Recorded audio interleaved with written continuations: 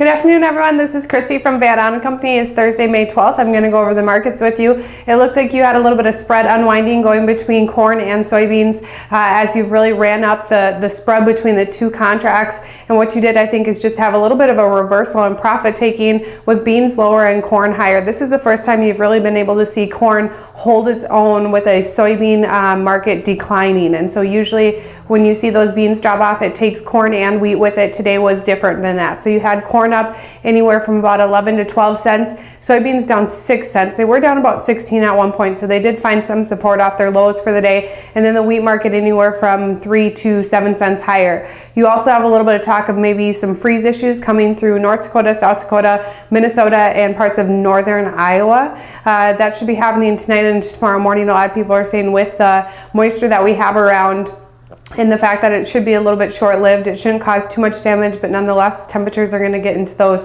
upper 20s and cause some damage in some places.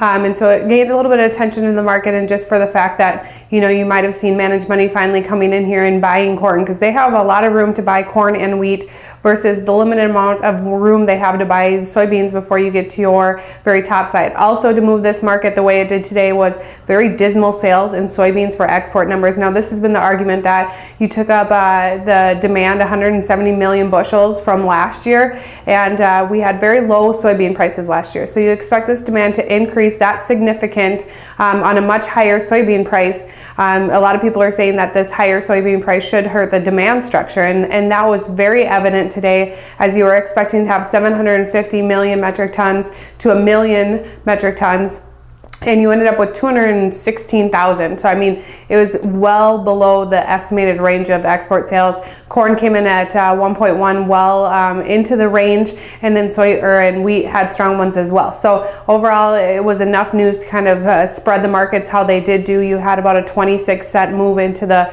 relationship of 2 corn versus 1 soybean. Over in the meat markets, you actually had talk and actual confirmation of 134 live traded, and that is about $2 to $4 above last week's trade. Now you were about 20 to 40, 50 cents higher on live cattle when this news broke, and then they came down 80 cents. And you had feeder cattle that were up slightly, and they actually went down $2.50 on this news. So it should be supportive news, but you had a market react very negatively. And so what you thought you saw is maybe a little bit of people getting short or taking off their positions, taking a little bit of profits on their longs, and maybe looking at to see some support come through. But a strong cash sale as far as those meats go. Then those outside markets, not a lot going on with the dollar up 34.